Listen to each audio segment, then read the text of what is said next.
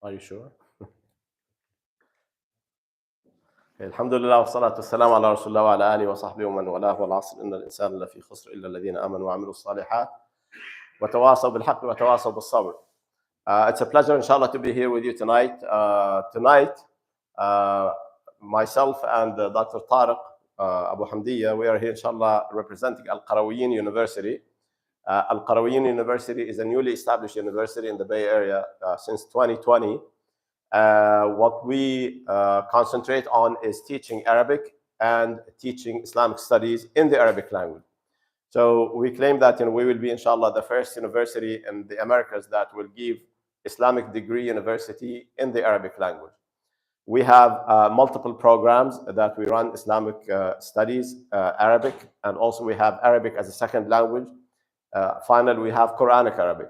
Tonight's program, inshallah, is just to give you a presentation about the value of the Arabic language and the importance of the Arabic language. And then we will have a teach-in session with Dr. Tariq, who will give you the first class of Quranic Arabic and the importance of Quranic Arabic for us as Muslims to understand the word of Allah subhanahu wa ta'ala. Now, there are many things that we do not know, unfortunately, about our own language, which is the Arabic language, because as we know history, when people write history, they write history based on their own understanding of their history, of their own history. So when you have somebody who does not like you to write about your history, they will modify your history to fit their narration. And that's what happened to many of our Islamic heritage and a lot of our Arabic heritage. Tonight, inshallah, we will just be touching upon some of these points. So what we will be talking about is like about the history of the Arabic language. We have many scholars now saying that Arabic is really the first language that was on earth, and it came down with Adam alayhi salam as a system. Now, of course, you have to keep in mind that when we speak about history, just like about theories in math and physics, people have theories about languages and about the history of languages. So you will have many scholars who have different opinions of certain things. What we will be touching upon is the facts that we know about the history of the language and what the Arabic language is and where it came from and what is its impact on us. First of all, the Arabic language, as we know it, Allah subhanahu wa ta'ala chose it to be the language of the Quran. My computer seems to be acting up.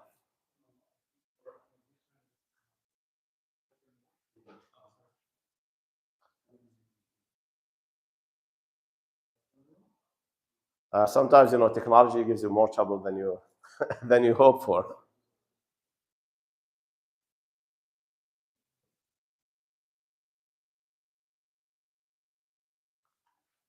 That's not my tent, by the way.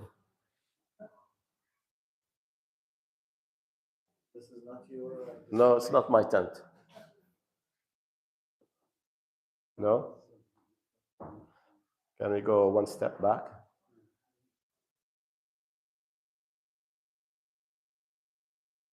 I remember one time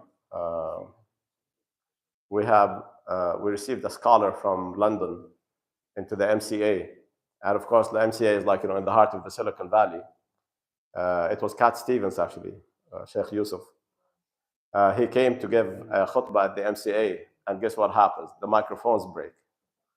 So he's like, I'm in the middle of the Silicon Valley, and you guys cannot even keep your microphones straight. So maybe we are just running. There are a lot of translations that are taking place between technologies here. Yeah, inshallah, this works.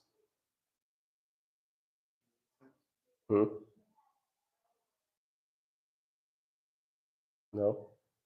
Okay. Shall we try your computer? See.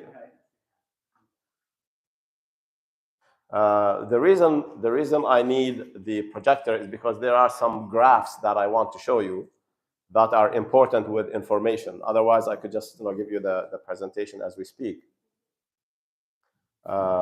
Maybe if we go back to point 0, like turn off everything. And just let me do that here too.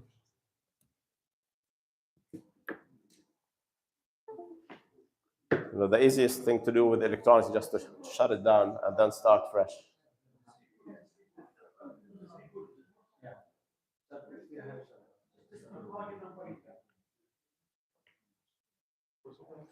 I know, I think somebody clicked a button somewhere.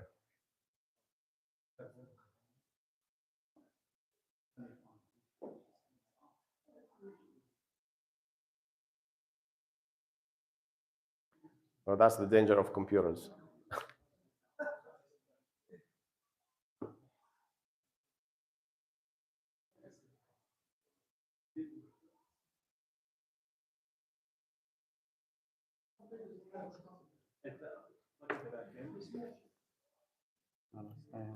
I think.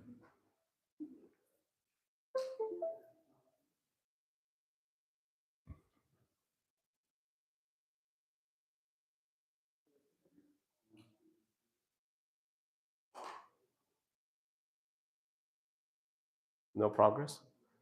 It's coming. Inshallah.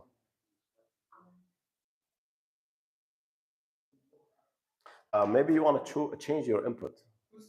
Okay, change your input. Like, which HDMI input are you using?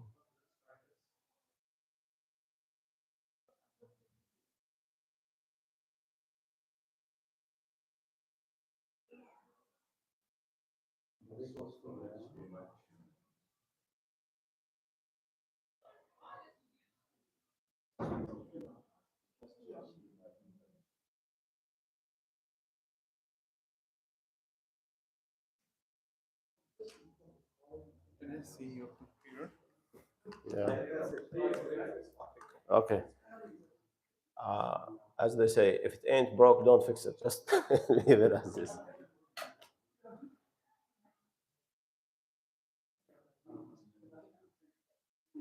Okay. So we should be back in business, inshallah.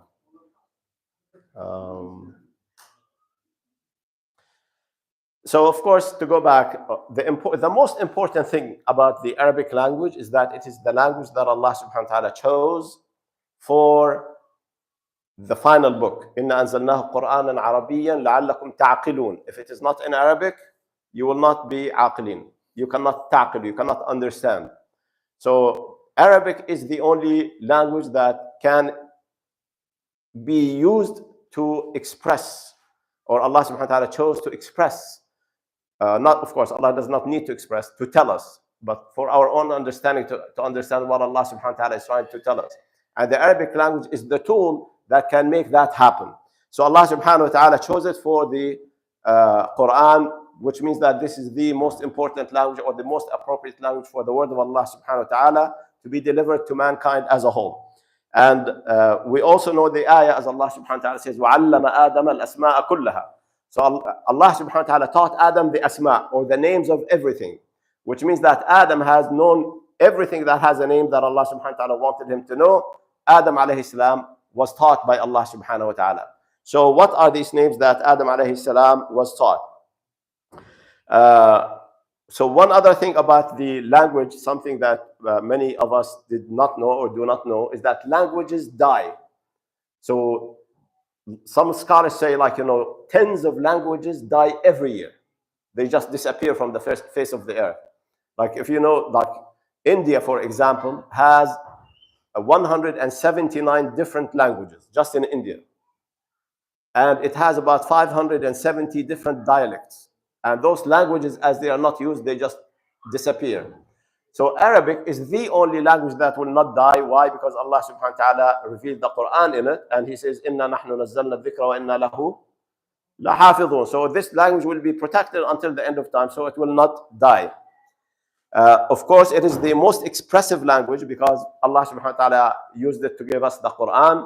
We know Rasulullah sallallahu alayhi wa sallam was given jawami'ul kalim, which means that he says few things, but they have a lot of meaning. And that's like, the depth of the Arabic language, the ability to use it to give those languages. Many of us wonder what was the impact of the Arabic language on other languages. So there's a doctor whose name was Muhannad al-Falluji from Al-Iraq. He's a surgeon, was in Britain, and he was interested about the Arabic terminology and medicine. So he spent 24 years of his time trying to find and analyze and dig for those words that are from Arabic into English. And this was the result of his studies. He found 25,000 words in English that come from the Arabic language, which comprises 4% of the language.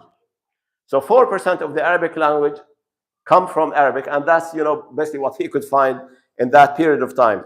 And as you can see, he has listed them in alphabetical order. So like from A to B, you have this many words and so on.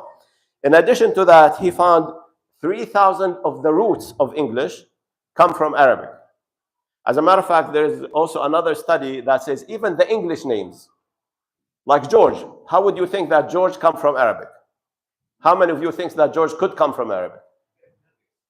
Exactly. So George comes, so let's go back in history. Christianity was in Palestine to start with, correct? And also the Copts of Egypt. So there was a name, Gerges. Well, Gerge, and Gerge in Arabic means a young man who is energetic. So Gerge is a young man who is energetic in the Arabic language. So there was this name, Gerges, in Egypt. That was taken with Christianity to Europe, and it became George. So that's how deep this language goes. If we go to Persian or Turkish, 60% of the language comes from Arabic. I was in Turkey one point in time, and one person told me that one of the ministers at one point in time wanted, as you know, that this attempt to wipe out the Arabic language from Turkish has been going on for a long time. As a matter of fact, they have a committee. Of course, before 2000, they have a committee that has been working since the secularists took over, whose role was to replace Arabic words in the Turkish language with other words. So one of the ministers said that he wanted to prevent the Arabic language or wipe out the Arabic words from Turkish. So he said kalimat arabiyat mamnu'at, which is of course all Arabic.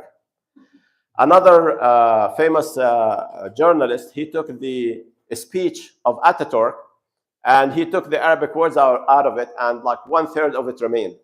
So that's how much of an impact the Arabic language has in our lives. And of course, if we look at the rest of the Islamic world, they use Arabic language on a daily basis, and it's an advantage that they have. So the question is, like, what is the oldest language? And of course, as I said, there are many theories, but we, as Islam teaches us, we have to be people of science, people of knowledge. So we go back to the journalist that's called Scientific America, which is one of the oldest published journals in the United States since 1845. Mainly people who are of high status write in this, and people of science write in this article. So the analysis that they have done says the following. As for the language that is still spoken, several contenders emerge. Hebrew and Arabic stand out. So the Arabic language, of course, we have some political issues in here that have been inserted that I will come and touch upon, inshallah. So the Arabic language is 20,000 years old. It has been, 2000 after Christ, alayhi salatu wasalam, and 18,000 before that. So the age of the Arabic language that we know of is that. This is a very interesting chart that I would like you to take a look at. So the bar on the far left, that is the number of words in the Arabic language. 12,000,375. This was collected by Al-Farahidi in his dictionary in the year of Hijrah 182. So the Arabic language vocabulary is 12 point something million words. The second follower after that comes English with about 600,000. It's not even a million. Followed by French with about 150,000, Russian 130,000, Chinese 123, Turkish 111,000, and look at the last one. Hebrew has only 40,000 words. And that's the Hebrew of today. The Hebrew that people speak in that country, it has only 40,000 words. And this language is a manufactured language. Like there's a committee that makes these words up. Because the original Hebrew died 2,500 years before Christ. It disappeared. This again speaks about the age of the language. So the Arabic is 20,000 years old. We go back to English, 600 years. Now the English that we speak today, which I'm speaking to you with now, this English is only 600 years old. If you go 700 years before this, nobody understands the English. You need scholars who can really try to figure out what kind of words they're trying to say. So English itself is a very new language, and French is the same. They all came, as latecomers. That's why you have a lot of Arabic words in these languages. It's not original languages.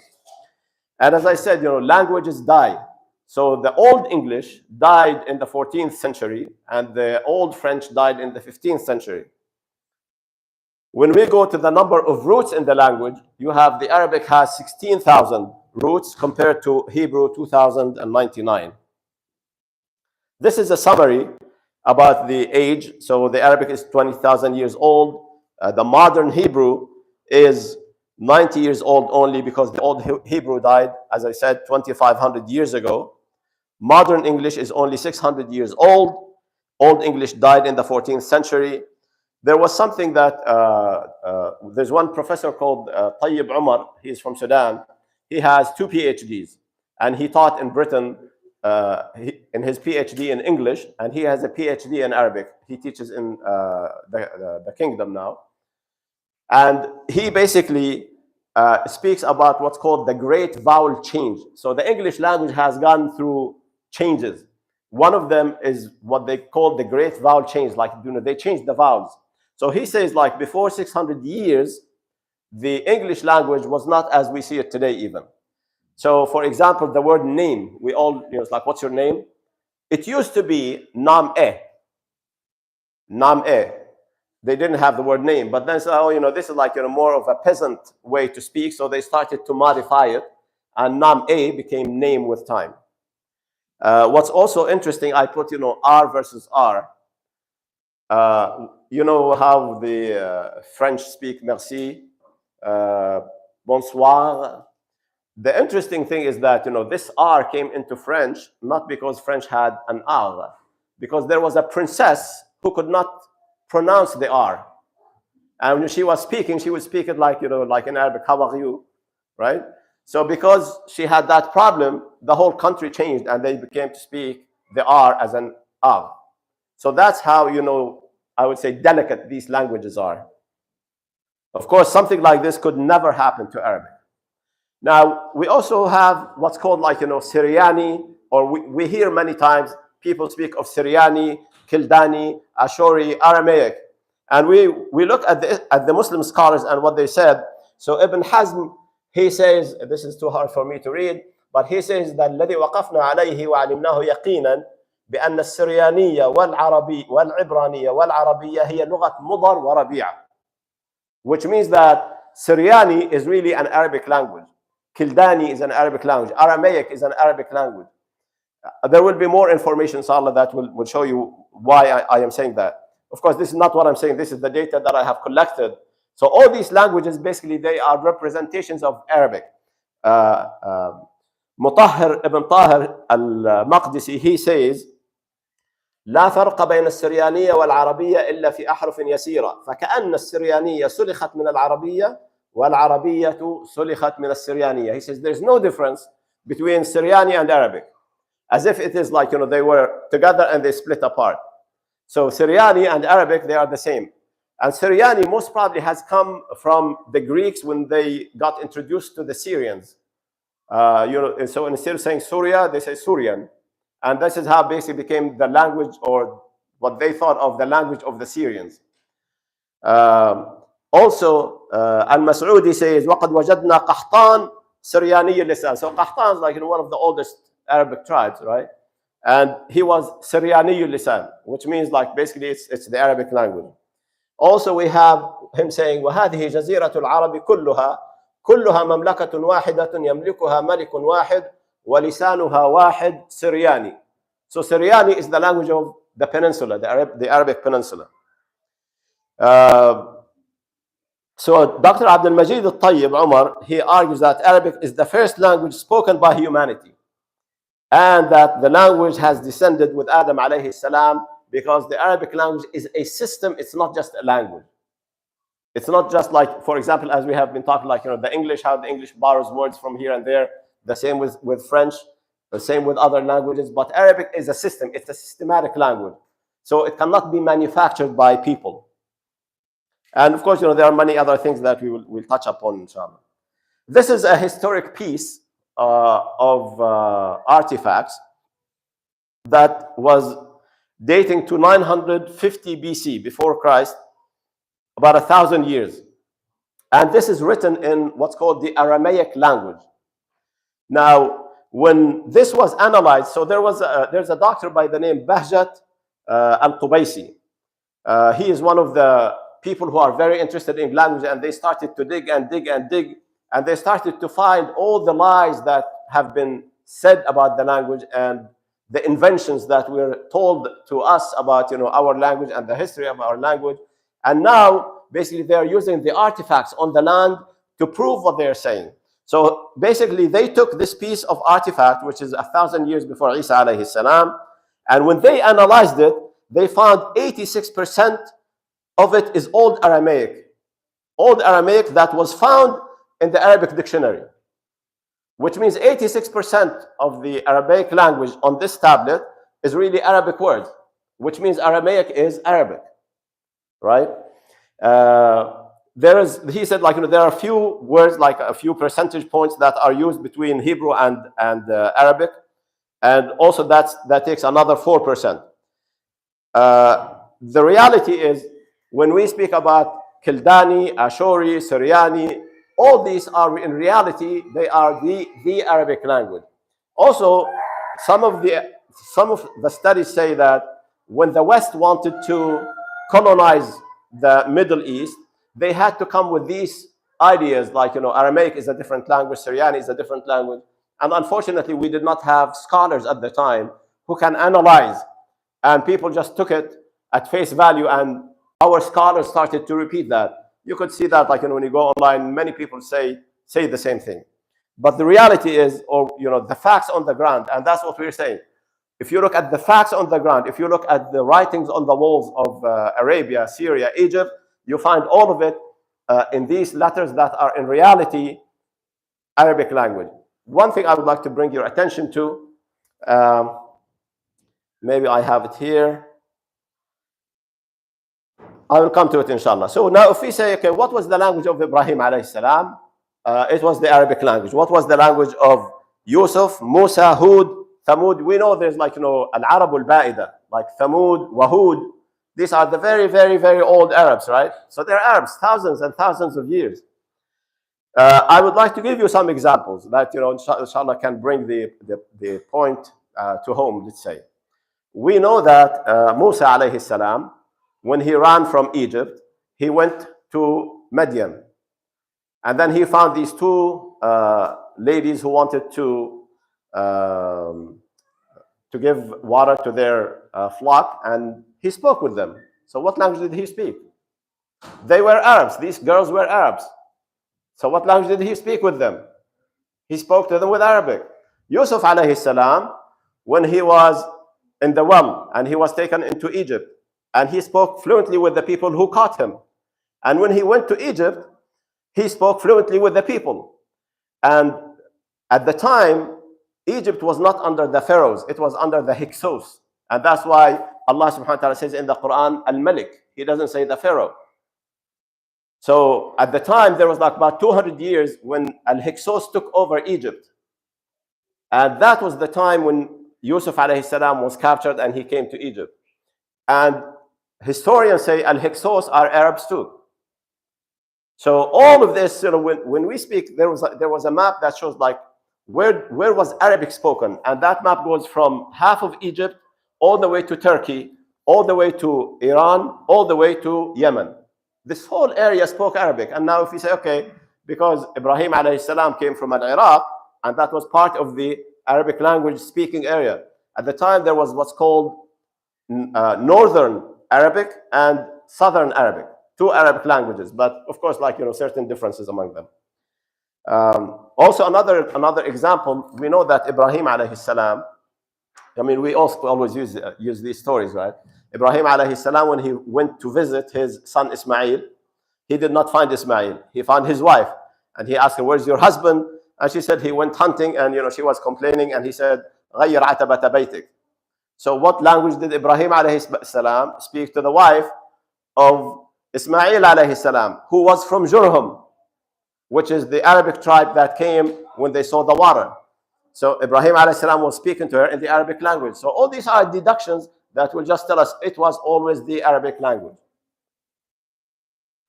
So if we look now at the prevalence of Arabic on this map, today we have about 400 million people speaking Arabic on daily. So like, about 25 countries. So you go all the way from, the west of Africa, all the way to the beginning of Iran, all the way to Turkey, all the way to half of Africa. All of these are Arabic-speaking countries. They speak Arabic, like Arabic is the first language in the land, and it is the primary language. We have also another interesting thing. If you look at this map, this is basically the map of the Islamic world. So Arabic language is the only language that is spoken by 2 billion people on a daily basis.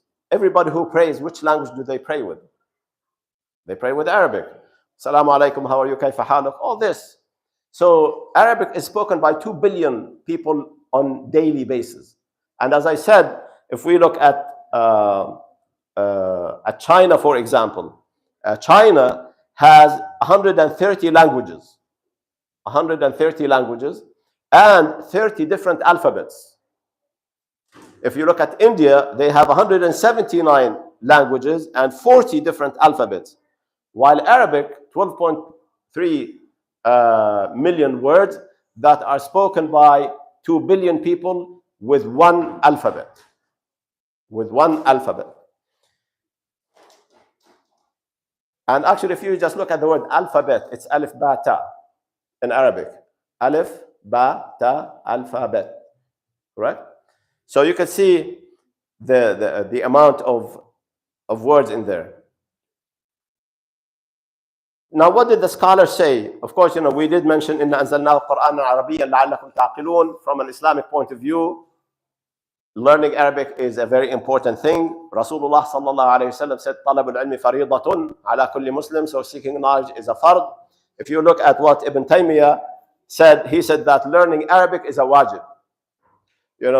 So if you want to understand your deen, for example, people sit and they make dua, ashhadu an la ilaha illallah, ashhadu anna Muhammadan Rasulullah, Allahumma salli ala Muhammad wa ala ali Muhammad. If you don't understand what that means, you have a handicap.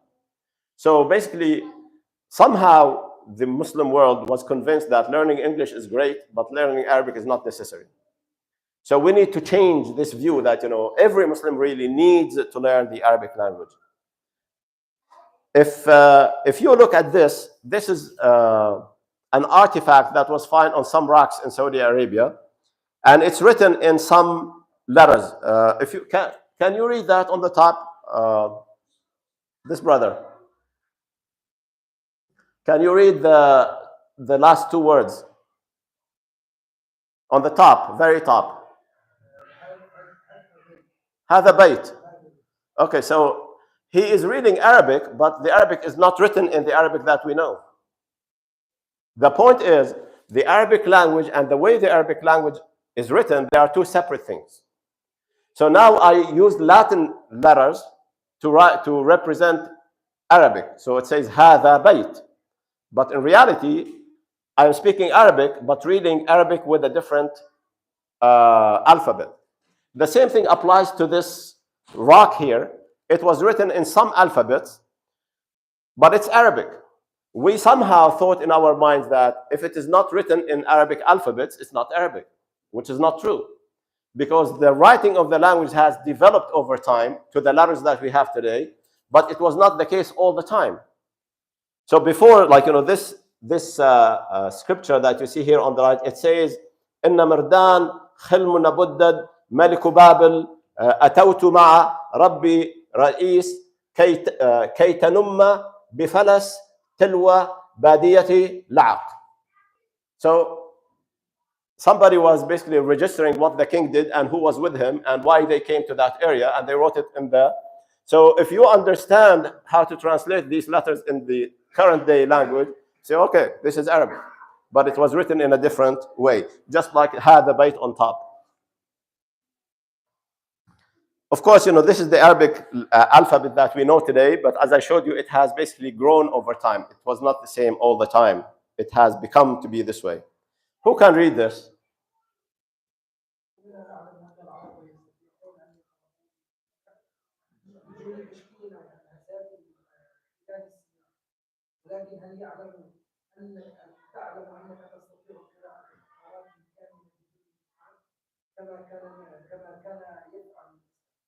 Okay, I rest my case. So you see, he read, oh, it's not here. So he was able to read, that whole paragraph, even though it has no dots at all. But that's the power of the Arabic. So at the time of the Prophet ﷺ, this is how Arabic used to be written. This is how Arabic used to be written. And then from that point on, they started to add, for example, what happened, because many people entered Islam who are not Arabs, and they started to read the Quran, they started to make mistakes. Like there's a very famous example that usually they see, إن الله بريء من المسلمين إن الله بريء من المشركين ورسوله. So this ayah in Tawbah says that Allah subhanahu wa ta'ala is clear from the people who disbelieve, and also his messenger is clear from them. So one person read it, وَرَسُولِهِ. He just put a kasra under the lam of Rasulihi, so it became that Allah subhanahu wa ta'ala is clear from the non-believers and from his prophet. وَلَيَادُ بِاللَّهِ. So when one of the Sahaba heard this man reading this way, he's like, we have to do something. So Abu al-Aswad al-Du'ali came to, if you look on the left side, this is the first tashkil that they had. So like a dot on the top used to be fatha, a dot on the bottom used to be kasra, and a dot on the left used to be dhamma. This is how tashkil started. And then so they added the dots, like noon and ba will have like on top and bottom, ya will have it, tatha. But as you can see, we Arabic readers could read without any dots. It's very easy. A first year or a first grade student can do that. And of course now, this is on the right hand side, I just put the new tashkil or the fatha and the dhamma that we are all familiar with. So now to go back to what I started with, that there were certain people who are trying to lie about the history. So Dr. Bahjat al-Qubaisi, he says that there was a person by the name Driver. He stole a whole dictionary from that was written in 1830. He added some Aramaic Arabic to it, and he changed the name of the whole dictionary. I mean, he stole the whole dictionary. And he said, okay, this is the Hebrew and English lexicon of the Old Testament. I mean, he stole the whole dictionary, and he claimed that this belongs to the Hebrews. But in reality, it's a theft. And this is just an example of what kind of history has been changed. Also, I would like to share with you about the Hebrew language. So in 1871, there was a scholar from Austria. His name was Solitzer. He invented the term Semitic languages. So there is no such thing as Semitic languages. These are all old Arabic languages. So because again, they were building this identity for that country.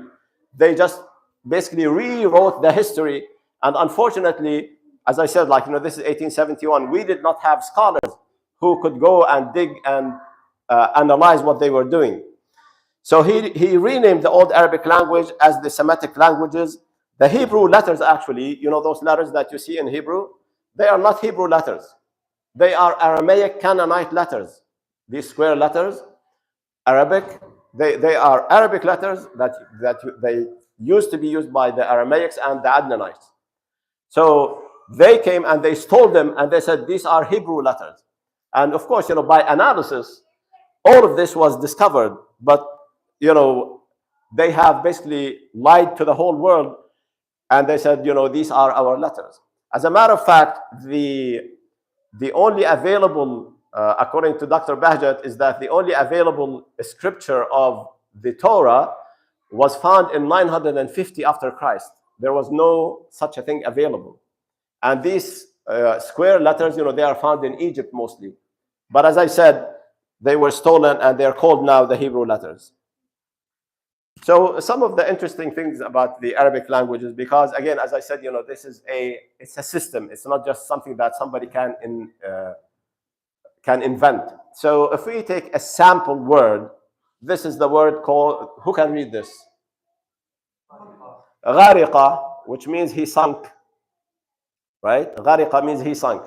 So look at the depth of Arabic. So the letter gha in Arabic mostly is connected with things that disappear, like غيب, غيم, غيوب, غمة, غباء, less intelligence. So غين is usually tied to things that disappear, like غيب, غيب, غيوم.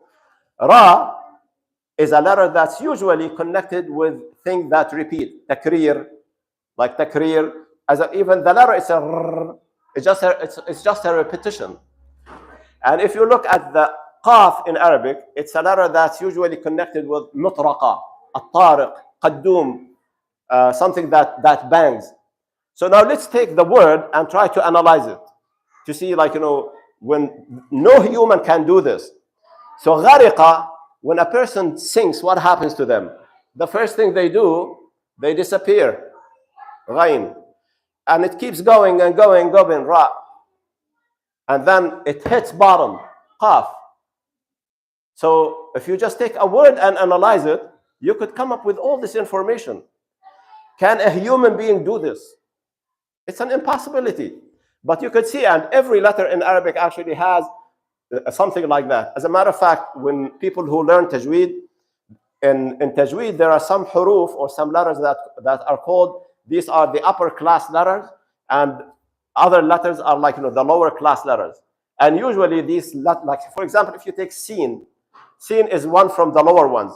And it's usually connected with low class words, like sariq, sarsari. And if you take sad, it's huruf al-isti'la, like as-siddiq, as-sidq, as-sadaqa, as-sadaqa. All of these, like al-isti'la. So this is every letter in the Arabic language has these characteristics. And you can find a bunch of words that are connected with that you can detect these things. So this is just an example to share with you. For example, in English, you say love. In Arabic, look how many levels of love there is. So in Arabic, you say the first level is al-hawa. The second is al-sabwa, al-shaghaf, al-wajd, al-kalaf, al-ishq, al-najwa, al-shawq, al-wasab, al-istikana, al-wud, al-khulla, al-gharam, al-huyam. All these are like different levels of love. As it comes closer to the heart of the person is with huyam, which means like he's kind of crazy with that person that he loves.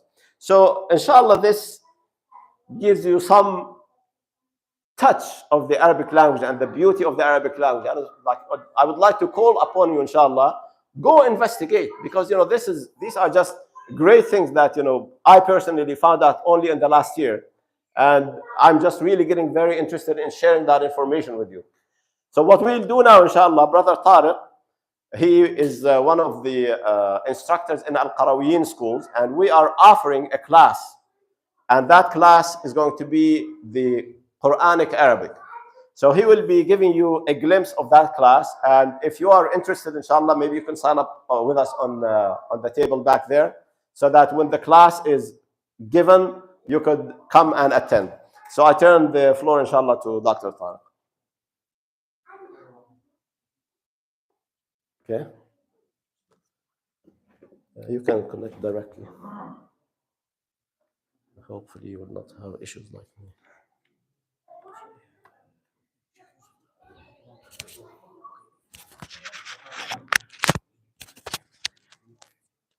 طارق.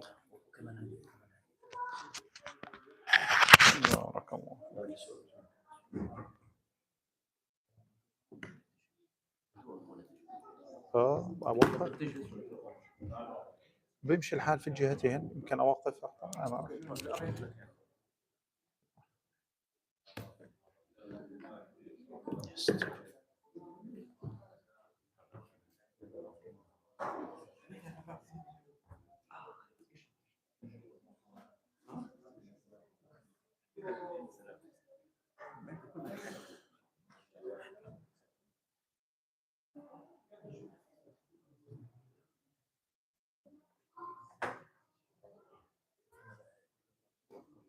بفضل.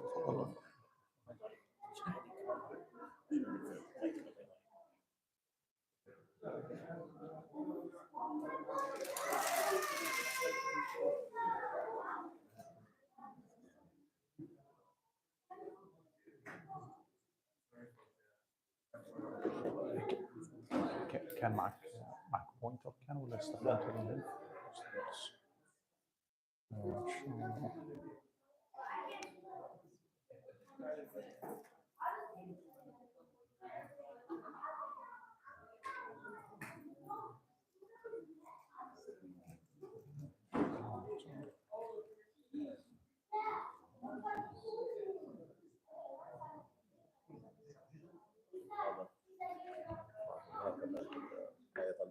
نعم. السلام عليكم ورحمة الله وبركاته. جزاك الله خيرا دكتور يوسف. Very illuminating and informative talk. And the conclusion, what's the conclusion of all this that he presented, all this information? Anyone can just give us a single line conclusion for what he said. The conclusion is Arabic language is okay, yeah, which means that it's a divine language because Adam alayhi salam, Allah subhanahu wa ta'ala, after creating Adam, he did what? The Quran telling us وَعَلَّمَ آدَمَ الْأَسْمَاءَ كُلَّهَا. So Allah subhanahu wa ta'ala taught Adam language. That's the meaning of وَعَلَّمَ آدَمَ الْأَسْمَاءَ كُلَّهَا. He taught him the names of all the names of everything, which mean the language. And the conclusion is that that language is Arabic. And beside all the evidence that's been listed, there is also a logical one, because Arabic contains the largest number of phonetics, or actually all the phonetics. If you can speak Arabic, you can speak any language, or you can pronounce any letter, you can pronounce any word. Arabic contains all the phonetics in all the languages, all the sounds. And languages in history go down in phonetics. And as a human, you can never, that's impossible, generate a sound that you did not hear. Can any of you generate a sound that he never heard? Can you generate, just invent a new letter that you didn't hear before? And is this a possibility? No. This is why deaf people cannot speak. They cannot generate words or sounds. So if that is the case, then how did humans invent the letter Dad, for example? And Dad only exists in Arabic. So if the only language that contains this sound is Arabic, then there is no preceding language. And people didn't really invent it, and it came with Adam, alayhi salam. So that is how deep, and this is why. So it's a divine language. So the Quran and the Quranic Arabic has many characteristics. So it came with this divine language. It's reinforcing it and reinvigorating it again after thousands of years. So Quran is considered by all the Arabic language scientists as the most and the finest text of Arabic. There is no better text in the Arabic language than the Quran. Even if you ask a Christian scholar of Arabic, he will tell you that no, there is no actually any poetry or any literature text in Arabic that is more fine in beauty and in meaning and in depth than the Quran. In addition to that, Quran is considered the baseline for the grammar of Arabic language. So all these rules that been documented, actually been documented years after the revelation of the Quran, because as Dr. Yusuf said, people started to make ujma, started to skew the pronunciation and the meaning of the words. So then the caliphates decided that, okay, we should document the rules of the language and teach people the rules and the grammar of the language. And this is when data processes started. So what was the baseline? What was the reference? It was the Quran. The Quran is the reference for the grammar of the Arabic language. And it has a very well distinct, the Quranic Arabic has very well distinct structure.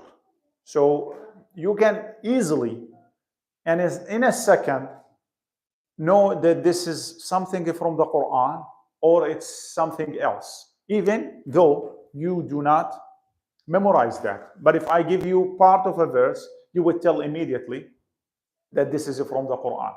Why? Because of the unique structure. This unique structure never been used in poetry, never been used in a novel, never been used in a prose or anything. That's very unique to the Quran. The structure is very unique. The other thing is the how concise and how to the point. How concise and how to the point. So if you read into the dialogues that are in the Quran, you will find that there is no actually unnecessary repetition in the Quran at all. And sometimes there is lots of repetition in the Quran. Like what? Like فَبِأَيِّ آلَاءِ رَبِّكُمَا تُكَذِّبَانِ. That's like repetition. But what is the purpose of that repetition? That it has a mental purpose of awakening the mind and linking that verse to you need to go and think. You need to go back and think. But when it comes to dialogues, you will find that there is no repetition in dialogues. For example, if we come in the Quran to the dialogue between Musa and Al-Khidr. قال له موسى هل أتبعك على أن تعلمني مما علمت رشدا قال إنك لن تستطيع معي صبرا وكيف تصبر على ما لم تحط به خبرا قال ستجدني إن شاء الله صابرا ولا أعصي لك أمرا قال فإن اتبعتني فلا تسألني عن شيء حتى أحدث لك منه ذكرا. Very concise, very precise. You exactly understand what happened. And if you want to write it, you will never be able to write it that way. And then after that, it says فَانْطَلَقَ. So you understand what? You understand from all this that actually, yes, the Khadr agreed to what Moses offered, and Moses agreed to what the Khadr asked him to do. You get this from the context. You get this from how the verses. And if you look into other dialogues in the Quran, for example, the dialogue between Ibrahim and Namrud and Ibrahim and his father, and Ibrahim alayhi salam and his people, you will find that consensus is everywhere in the Quran. Right to the point, right to the meaning, no unnecessary, no redundancy in the Quran. And also the Quran is very sensitive to tashkil, the example that Dr. Yusuf said about وَرَسُولِهِ وَرَسُولُهُ. That's very clear how sensitive that those sounds at the end of the word, they convey meaning. And that is not by accident, and that is not by the invention of Arabs. That's how the language is, because how you put a sound at the end of the word, it puts the logic and it puts the meaning of the words together. And for a full understanding, and mastery of the language. It's not only enough to just get the vocabulary and the words. You need also to go deeper in the grammar. So this is the purpose. This is the purpose of, if you want to study Quranic Arabic, it's not just, okay, I'm gonna just learn how to read the Quran and know the meanings of the word and just gonna connect those together, and then I'm gonna understand the meaning of the Quran. You're just getting on the surface. You're just getting the smell of the Quran if you're doing that. If you really want to go and get into the meaning, then we need to go and understand the language and the structure of the language and more than that. And that is very essential for the identity of any Muslim community. If we don't have that, then we are losing our religion. And this is how connected Quran or how connected Arabic language to us. It's part of our identity as a community. If there is a Muslim community where there is no one understands Arabic, then certainly that Muslim community is missing something of its identity. That's very important. So how is Quranic Arabic different from just reading any text in Arabic? The language beauty and the style, the contrasts, the rhymes. The Quranic rhyme is very distinct, right? قُلْ هُوَ اللَّهُ أَحَدٌ اللَّهُ الصَّمَدُ لَمْ يَلِدْ وَلَمْ يُولَدْ. It all rhymes with قُلْ أَعُوذُ بِرَبِّ الْفَلَقِ مِنْ شَرِّ مَا خَلَقَ. You have all that. It rhymes. It's like a poetry, but it's not a poetry. And that was one of the difficult things for Arabic. They could see that, oh, this is very musical to the ear, but it's not actually a music. And this is a fun fact that one of my uncles, who's actually a linguistics scientist, and he's been professor of linguistics for maybe 40 or 45 years, he once did a whole research on the relationship between ahkam al-tajweed in the Quran from linguistics point of view and the music scales. Okay, like the ghunna and the idhar and the ikhfa and the mudud. Okay, and how this comes in agreement with the musical scales and the music science. And surprisingly, he found that these ahkam in the Quran are in full contrast with the musical scales. Yet, it's like a music for them. It's very musical. It's very pleasant to hear to the beat, which means that no, human cannot make it, because the music that the humans made is actually different. And finally, again, saying that the good thing here is that most of the vocabulary, 80% or 85% of the vocabulary in the Quran are actually used in day-to-day Arabic. It's used in day-to-day Arabic. So understanding the Quranic Arabic actually gives you a good introduction to the whole. It's like the gateway to Arabic in general as a whole. If you want just superficial understanding, yeah, we just learn some vocabulary. But if you want to go deeper, we need to get to the structure. This is a way how I visualize the difference between Latin and Arabic, or English, let's say, and Arabic language. I see that English is like you're forming by building blocks. When you form sentences, you put the words together in a way like you're building blocks.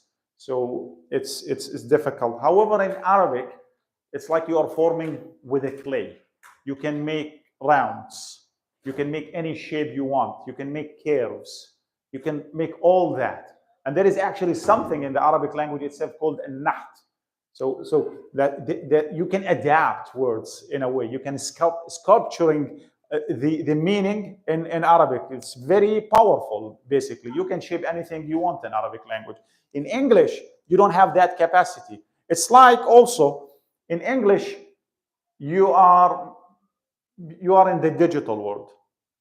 Okay, so you can come close to things, but not 100%. You have that difference.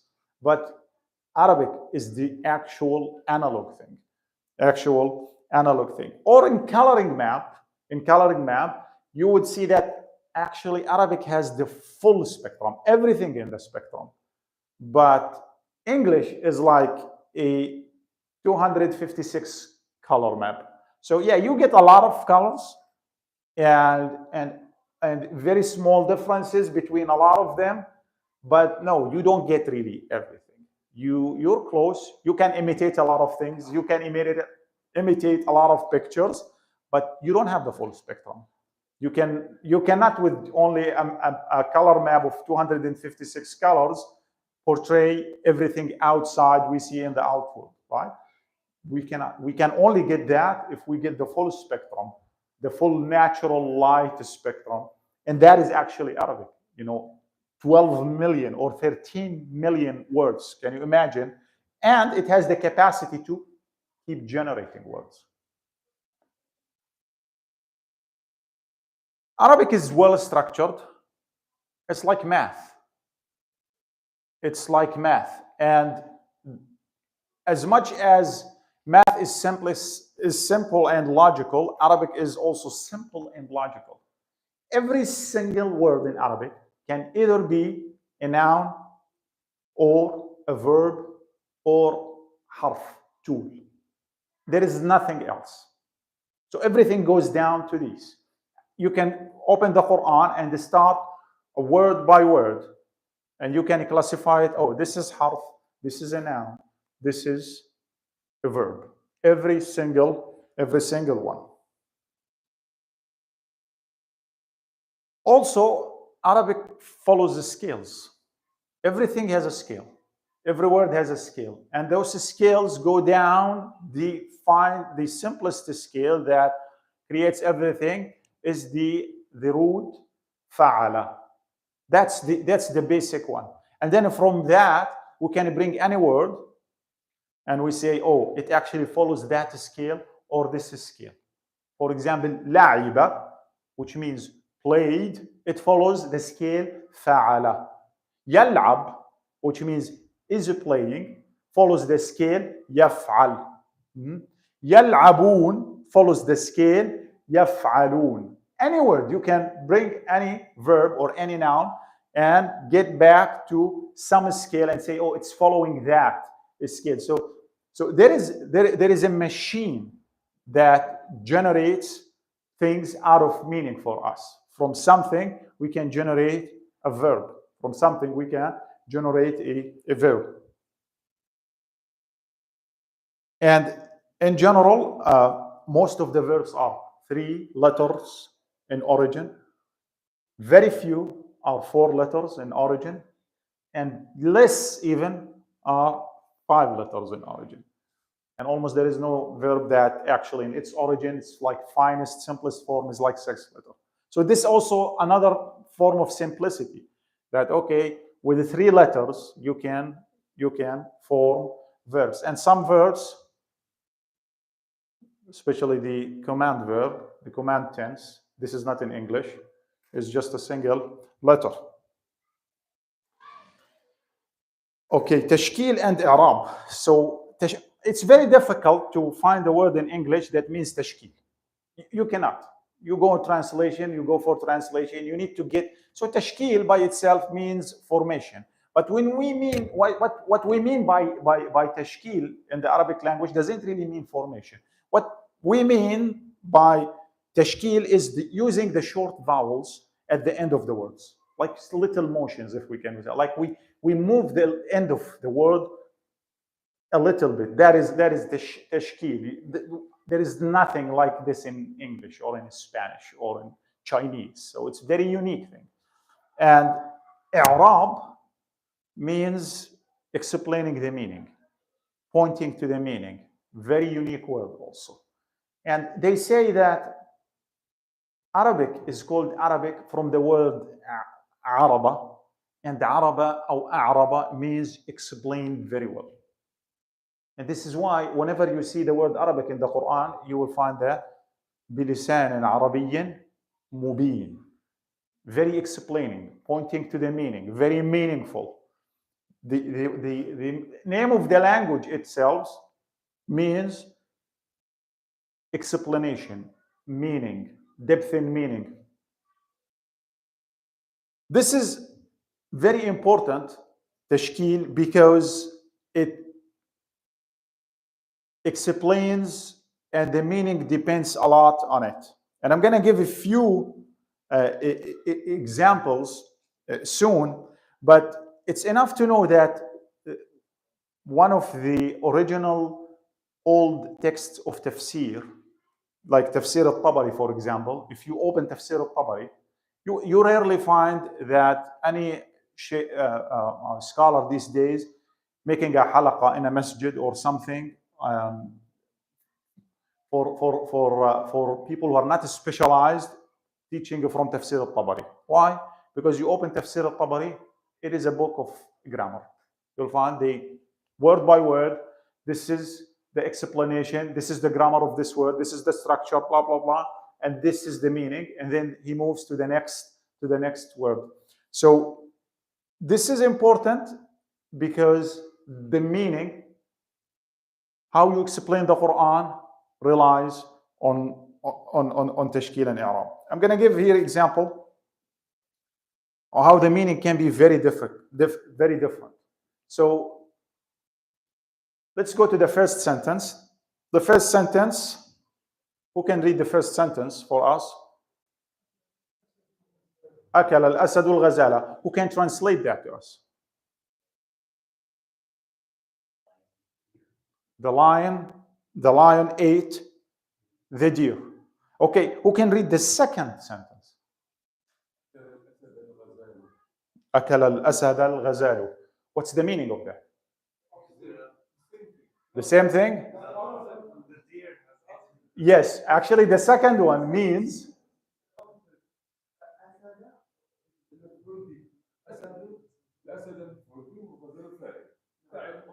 now. So the second one means what? The second one means the deer ate the lion. Is this logical? Yeah. So you see how important tashkil here, because you flip the meaning. Now there is another example directly from the Quran. This is famous. وَإِذِ ابْتَلَى إِبْرَاهِيمَ رَبُّهُ بِكَلِمَاتٍ. What does this mean? Allah, his Lord, Ibrahim got tested by his Lord, right? وَإِذِ ابْتَلَى, or his Lord tested Ibrahim. وَإِذِ ابْتَلَى إِبْرَاهِيمَ رَبُّهُ بِكَلِمَاتٍ. The second one, وَإِذِ ابْتَلَى إِبْرَاهِيمُ رَبَّهُ. That's totally wrong, right? Because it's like Ibrahim tested his Lord, and that, of course, not the meaning. So you can see how important that, and how deep this can take you into or inside the Quran. Another very interesting example, and this also shows us how understanding the language and how the depth and the beauties and the styles of the Quran also very relevant to the rules of our lives. This is from the beauty of the Quran. So here, this is the verse 6 from Surah Al-Ma'idah, and every Muslim should know this verse. Why? Because this is the verse that tells us or teaches us the wudu. Yeah? يا أيها الذين آمنوا إذا قمتم إلى الصلاة فاغسلوا وجوهكم وأيديكم إلى المرافق وامسحوا برؤوسكم وأرجلكم إلى الكعبين. Okay. So let's go into the English translation. So this will show you the weakness of English here. So English translation, all believers, when you rise up for prayer, wash your faces, your hands up to the elbows, wipe your heads. And the translation says, wash your feet to the ankles. Okay? Here, if you notice, I pointed برؤوسكم, that word, and then there is wa, and then أرجلكم, and then إلى الكعبين. So برؤوسكم means with your head, and then wa means and then أرجلكم means feet. So if you see, okay, so the original text has with your heads, wipe with your heads, or wipe your heads, and then it says your feet. Where did the translator brought the word wash again here? Because it says wipe with your heads, and then there is feet, your feet. How could the translator understand that no, it's actually and wash, not and wipe, for example, your feet? Anyone can tell? Arjulakum. Okay, so here, arjulakum, the fatha on the lam, la, arjulakum, it means that and corresponds here to waghsilu. Okay, why? Because biru'usikum is majrura. Biru'usikum has kasra. If the waw here is really making conjunction to biru'usikum, it will be wa arjulikum. So this is how beautiful and how deep. But why did the Quran put it that way? The Quran put it that way because it puts the order. So you start with this, and then this, and then this, and then this. And the last thing is feet. But we don't really wipe our feet. We have to wash them.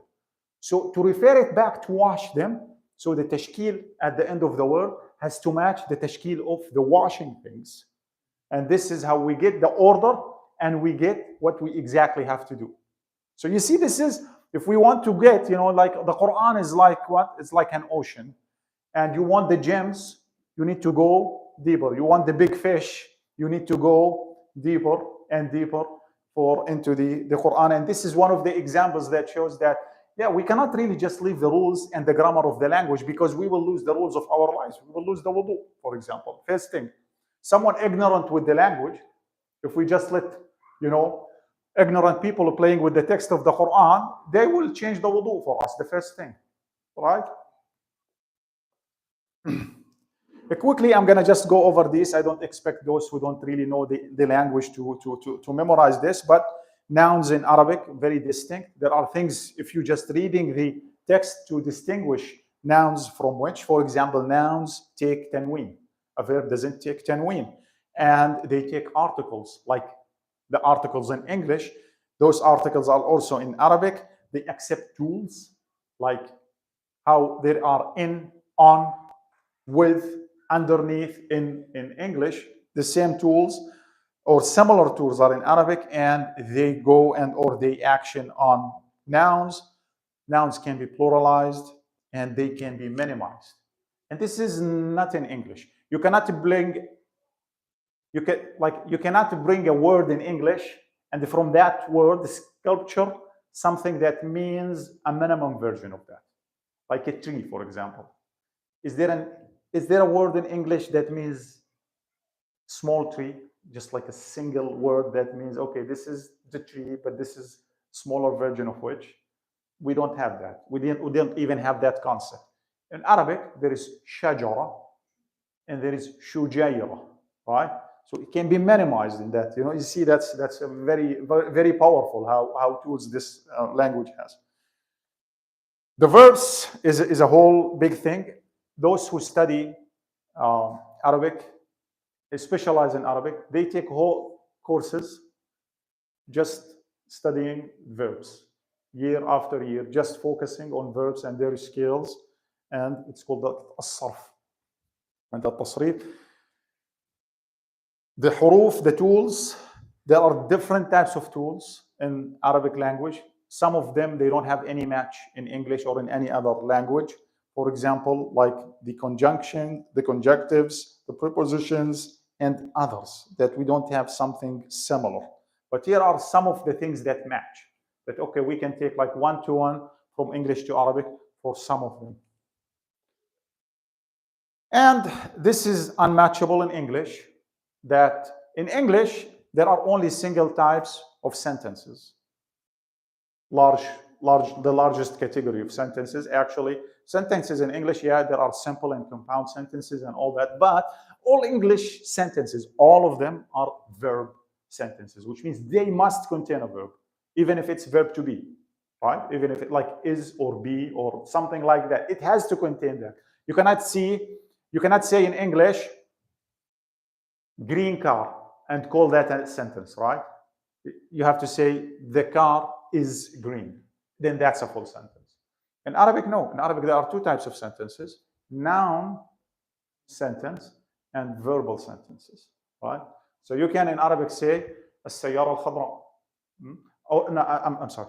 You can say in English السيارة خضراء. السيارة خضراء translates into English into the car is green. But if you look, it's only two words. In English, you have to bring is and put it to give it the meaning. In Arabic, you don't have to do that. Verb sentences, they, of course, as we know, they have subject and object. They can take, they have verb, subject.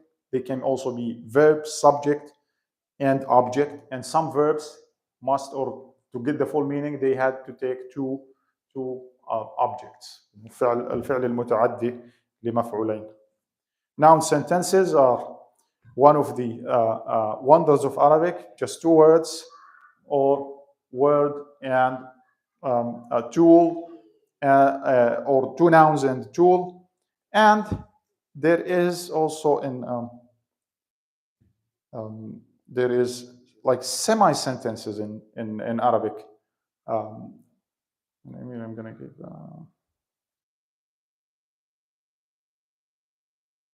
semi-sentences. For example, here at the end, I'm saying جلست على الكرسي. So جلست على الكرسي is a verbal, or is a verb sentence.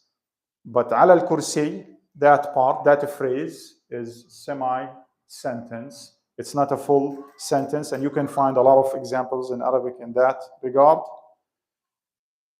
Pronouns in Arabic, for example, are unmatchable.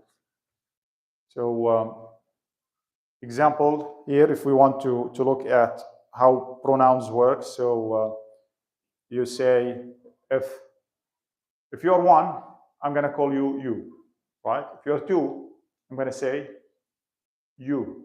If you are five, I'm going to say you. If you're a man, I'm going to say you. If you're a woman, I'm going to say you, right? That's very confusing. If you're a group of women, I'm going to say you. Mixed people, I'm going to also say you. It's just you there in English. In Arabic, if you're a man, I'm going to say anta. If you're a woman, I'm going to say anti. If you're two, I'm going to say antuma. If you're a three or more, I'm going to say antum. If you're a group of women, I'm going to say antunna. Can you see? Like, very expressive. There is no way to miss, right? There is no way to miss. This is something that you cannot find in any other language. How descriptive, how distinct. This is actually the language that all laws must be written with, right? There is no way to confuse anything, referring to pronouns or anything. You can get to the meaning with the shortest possible or the least number of words. Asma al-Ishara. Actually, I'm going to jump. Asma al-Ishara demonstratives, similar things in English, but there are more. For example, here you can see here that, okay, there is haula, there is ulaik, okay, and for haula and ulaik, it's like they, right? But in Arabic, there is clear difference between haula and ulaik. But when you translate it to English, it all comes to they. هذا وهذه. هذا for male, هذه for female. In English, this. Yeah, there is no this and this. Well, that's, I mean. Al-Asma al-Mawsula, the relative nouns, it's one of the wonders of the Quran. And one of the wonders of the Quran, Al-Asma al-Mawsula. Why? Because Al-Quran, for example, says, فَبُهِتَ الَّذِي كَفَرَ. Okay? Allah subhanahu wa ta'ala could put a pronoun there. He could put a name for us. He could put the name of that guy who was astounded or astonished by the logic of Ibrahim. فَبُهِتَ الَّذِي كَفَرَ. He could put, instead of الَّذِي, فَبُهِتَ that guy. But he put فَبُهِتَ الَّذِي كَفَرَ. Why? Because the Quran here is referring to the kufr. He's referring to the bad thing inside the person. Doesn't want to mark specifically that person. Why? Because the Quran is eternal. So always الذي كفر, he will get buhit. He will get that. Always الذي كفر. Regardless of the time and regardless of who specifically that person is, he is getting that. He's always, and if that person later on, like al-mushrikeen, إِنَّ الَّذِينَ أَشْرَكُوا. Al-Quran al-Kareem, when he was referring إِنَّ الَّذِينَ أَشْرَكُوا, those الَّذِينَ أَشْرَكُوا at a time were in Mecca, mushrikeen, and then later on, they became mu'mineen. Do we have to change the Quran after that? We don't have. The Quran still carries the meaning. إِنَّ الَّذِينَ أَشْرَكُوا. No specific person is referred to. It's referred to those people who were associating with Allah subhanahu wa ta'ala. Who became believer, it's irrelevant after that. The meaning is describing or is more pointing to the action, to what the people are doing, not specifically to that. It didn't say, Inna Utba ibn Rabi'a, or Inna Abi Lahab, or Inna alladhina ashraku. Later on, Wahshi became mu'min. But at the time, when he was from alladhina ashraku, that verse was applying to him. And then when he became from alladhina amanu, then the other verses of alladhina amanu becomes applying to him. This is from what? This is from the power tools and the power meanings in Al-Quran Al-Kareem. This is where I'm going to stop. Jazakumullah khairan for listening. If you are interested in registering for the course, tentatively we're going to start inshallah on December the 4th. Going to continue for 15 weeks. Inshallah ta'ala. This is the QR code at the bottom. I'm going to leave it there for you inshallah. Also, after this, if you are interested in being on our mailing list, please come to me and put your name inshallah, and jazakumullah khairan.